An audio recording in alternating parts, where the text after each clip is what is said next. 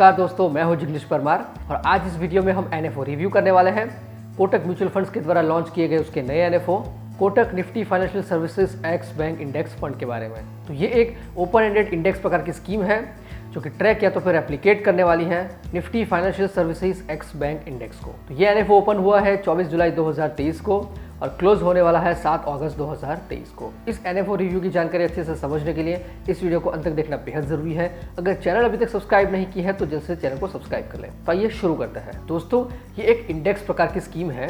इसका मतलब ये है ये स्कीम उसके बेंचमार्क इंडेक्स को रेप्लिकेट करने वाली है।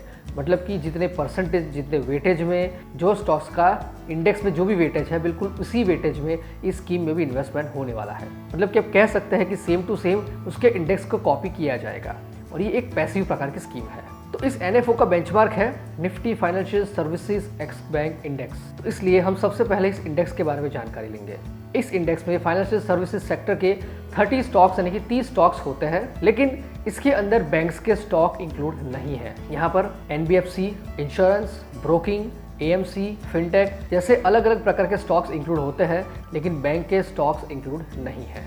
इस इंडेक्स के टॉप 10 स्टॉक्स और उसके वेटेज की बात करें तो इसमें टॉप पर है Bajaj finance limited 21.8%, Bajaj Finserv 9.6%, फिर एचडीएफसी लाइफ इंश्योरेंस 8%, उसी तरह से SBI life insurance company, Shriram finance, Cholamandalam investment finance, ICICI Lombard general insurance, Bajaj holding and investment, power finance corporation and SBI cards and payment service limited. ये है इस index के top 10 stocks और उसके वेटेज के साथ। अब इस इंडेक्स का सेक्टर कंस्टिट्यूएंट देखें तो एनबीएफसी का वेटेज है 42.7%, लाइफ इंश्योरेंस का वेटेज है 20.4%, holding companies 14.7%, financial institute 5%, general insurance 3.8%, fintech 3.7%, उसी तरह से exchange and data platform, HFC, AMC, investment company and others. ये है इसके सेक्टर कंस्टिट्यूएंट्स। इस इंडेक्स के रिटर्न्स की बात करें तो पिछले एक साल का उसका टोटल रिटर्न है 35.32%, 5 साल का रिटर्न है 9.82% और सिंस इंसेप्शन यानी कि करीब 18 साल का रिटर्न है 19.27%।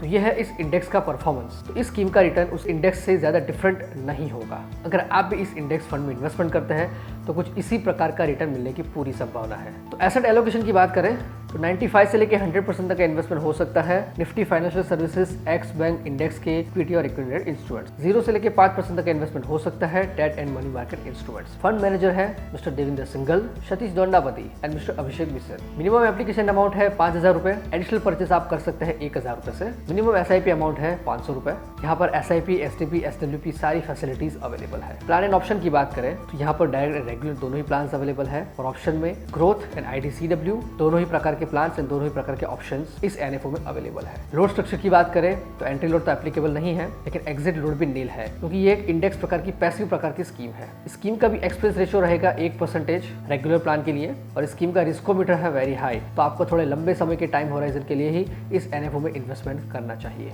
इस एनएफओ में कोई भी लॉक इन पीरियड एप्लीकेबल नहीं है। अगर आपको इन्वेस्ट करना है स्कीम में तो इस एएमसी की वेबसाइट और एप्लीकेशन के जरिए या तो फिर कोई भी म्यूचुअल फंड डिस्ट्रीब्यूटर की हेल्प से आप इस एनएफओ में इन्वेस्टमेंट कर सकते हैं। तो दोस्तों, ये थी जानकारी Kotak Nifty financial services x bank index fund के बारे में। अगर आपको ये जानकारी पसंद आई है इस वीडियो को लाइक करें, कमेंट करें, शेयर करें और अगर अभी तक आप इस चैनल को सब्सक्राइब नहीं किया है तो जल्द से जल्द चैनल को सब्सक्राइब करें।